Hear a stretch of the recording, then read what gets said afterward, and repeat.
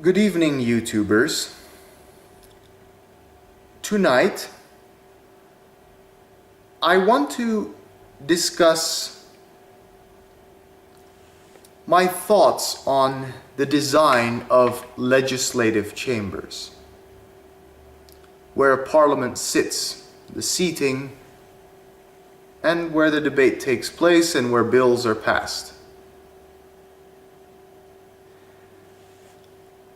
The question is, well, actually there are two questions. The first question is, which parliamentary chamber is the most rewarding to get elected to? In a democracy, of course. Or non-democracy, which, if you're appointed. Which parliamentary chamber is the nicest to look at, the most comfortable to sit in, the most rewarding to get elected to, because in the context of sitting there and enjoying the beautiful room or enjoying your cushy little seat? And the second question is, should it be comfortable or should it be uncomfortable? Because then I raise the question, should MPs be in a relaxed, beautiful setting for proper debate? Or should it be very uncomfortable, businesslike and official? So they're concentrated only on the issues and no distractions from the beautiful room.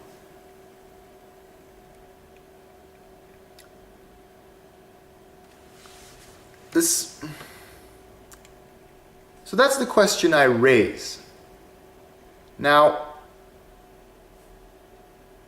the second one is, now the second thing I'm going to discuss is, well, first I'm going to talk about the three main layouts of a parliamentary chamber.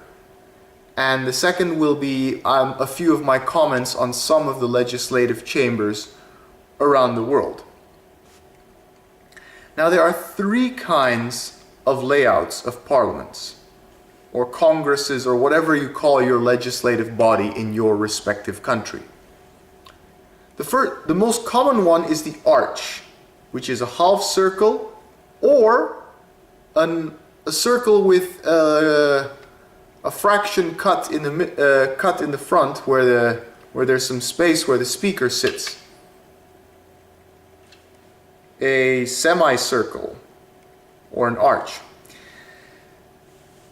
The second design is face-to-face with cross benches in the middle, with cross benches on the far end of the chamber, and in between the two sides sits the speaker, the face-to-face chamber.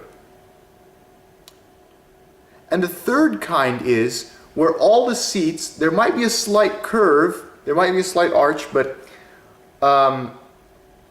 where all the seats' main focus is forward facing, where the main emphasis is on all MPs or lawmakers to look forward to the speaker or whoever is addressing the parliament. So it's less emphasis on looking at other MPs, but more on looking forward. These three designs are the most common, well, I wouldn't say that, are what traditionally most parliaments look like. There's of course also in Liechtenstein, the Parliament of Liechtenstein actually sits at a round table with a big space in between, so it's a round table, and then there might be a empty space in the middle. So then everyone is looking around the table. And I think these table settings, these round table settings, or board meeting style legislative bodies are you can probably find in most local town and city councils, I would assume. because then there's less MPs, less legislators, so there's more room for everyone to sit at one table. Now, that's for smaller parliaments, of course. Now let me discuss to you these three designs for a parliament are actually representative of political cultures in those respective countries. The first one I'd like to discuss is with all the MPs looking, with most emphasis on the MPs looking forward. That is actually the most popular one for non-democracies, or democracies where very, very little debate actually takes place, and most of the decisions are made by the executive. The emphasis is looking forward and not looking at your fellow MPs and debating. It is the reason why the design is like that is so everyone looks at who the president or the prime minister or the supreme leader or whatever, tell them how they should vote, and then they vote thus. It's a rubber stamp parliament. Or where there should be debate, but there is mostly consensus. So then everyone just looks forward and says, okay, everyone agrees this way. We don't need to look each other in the eye and discuss and debate the issues, because we mostly agree all the time. So less democratic societies have this design for a parliament. So the likes of North Korea, China, and Russia, I've seen the pictures on TV and on the internet. The seats are all facing forward. And sadly, Indonesia as well. Indonesia is not a dictatorship, but I don't think there's much debate going on in parliament. Everyone is looking forward to the speaker and saying, okay, what are your opinions? But most of the time we just agree with each other, so there's really no need for MP. There's not very often MPs speaking from the front, except maybe party leaders. Now, the second design is the face-to-face kind. This kind chamber of parliament is used in the United Kingdom, Australia, Canada, New Zealand, mostly in Westminster systems. This is where there is a two-party system or two coalitions. So it's basically the government versus the opposition facing each other.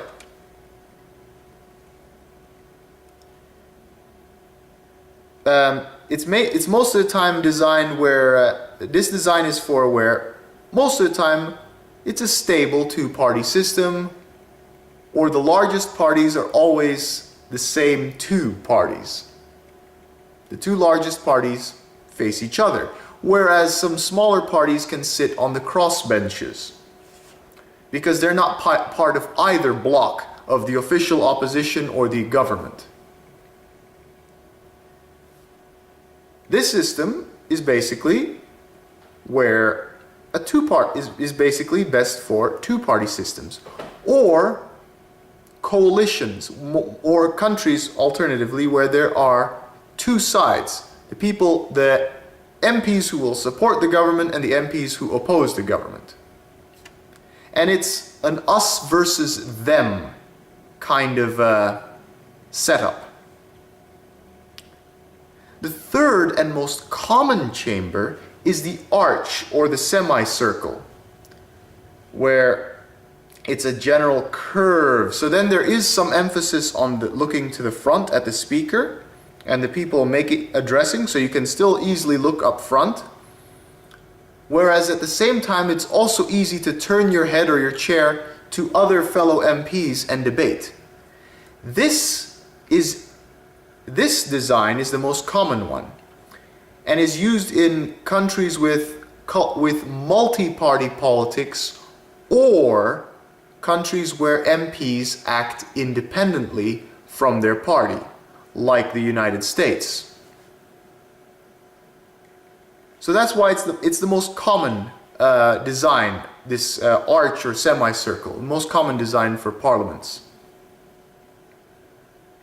So then the seats are going gradually upwards. It's a stair. It's platform. Further front up, the front seats are usually for the party leaders, and then all the other seats in the back are the backbenchers. But I'm digressing here. That's stuff most people should already know. So this design is multi-party politics or independent MPs, or MPs which act independently, or congressmen in the case of the United States. So that's the three main setups or designs of Parliament. So now I go back to my first question regarding which parliamentary chamber is the most rewarding to be elected to? As in, you like the seat you're sitting in, or a cushy little desk and seat await you if you get elected, and in a beautiful chamber. Now, the Dutch Parliament, I rather like. It's got purple seats in a granite and marble chamber with a lot of bright light. It's a very modern looking legislative chamber, and I like the purple seats, although I don't know how comfortable they are because I've never sat in one. And the granite walls, that's also very, well, how do I put this? The granite walls, it's granite and marble walls, so it is it's fairly practical, but also with some sense of beauty. Whereas the Dutch Senate, on the other hand, is a very ornate chamber, which is filled with a lot of decoration, beautiful chandelier, a lot of Rococo style designs on the desks and so on, and a lot of gold and bright colors. Very ornate and ceremonial like, the Dutch Senate. Trust me, I've been in it. I've been there. I took a tour of the Dutch Senate. Now, that's the Dutch Parliament. Now my question is the color of seats. What constitutes? I ask you, the viewers of YouTube, what you would like if you were elected an MP or to Parliament. Do you want a cushy, comfortable chair, or beautiful surroundings? And what I mean by beautiful surroundings is, what would you like to see around you? A lot of decoration, and what makes you comfortable? Does the table have to be big? Does the table have to have enough space for your bills and documents to be laid out on? Is the microphone high enough so you can speak? Is air conditioning important to you? The beauty of the chamber. Or your ability to look at your fellow MPs, is that also important to you, of where you're seated? And so on and so on. The most unrewarding parliament to be elected to, in my opinion, is the British House of Commons. They've got those rock-hard green benches. Not all 650 MPs can sit in it at once, which is ridiculous. No elbow room. Everyone has to sit on these benches. No table to put your documents on. And of course, the parliamentary procedures is very arcane and old-fashioned. That is one parliamentary chamber which I would not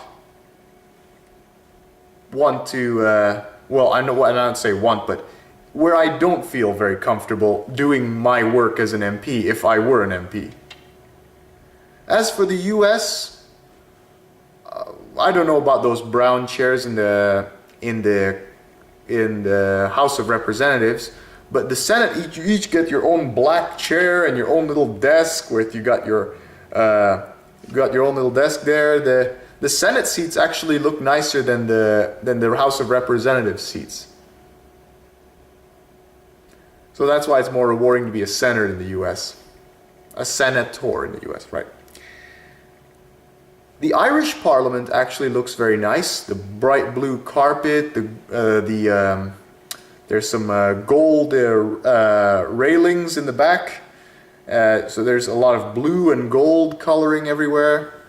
The seats look like they're comfortable, except one problem. No elbow room. You have to share your armrest with other MPs.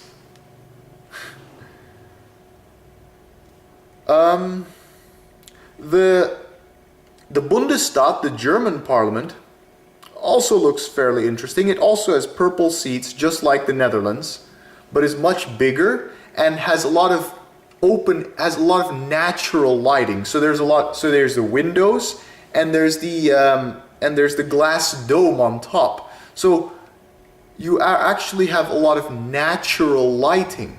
I suppose that's environmentally friendly, so then you don't need the turn on lights when you're doing your work during the daytime. So there is an example of how Germany is one of the leading countries in being environmentally friendly. So again, that proves my point that the makeup of a parliament often represents the political culture of a country. The layout, right? So, which ones do I still need to note and point out?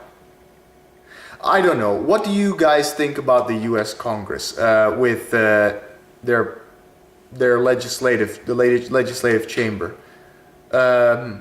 American voters, would you be comfortable sitting in are your congressmen and senators comfortable in there? What do you think of the U.S. Congress, the building, not the politicians, the room itself? Would you like to be elected so you can sit in one of those cushy chairs or uncomfortable chairs? I ask you. Finally, here's the note that I forgot.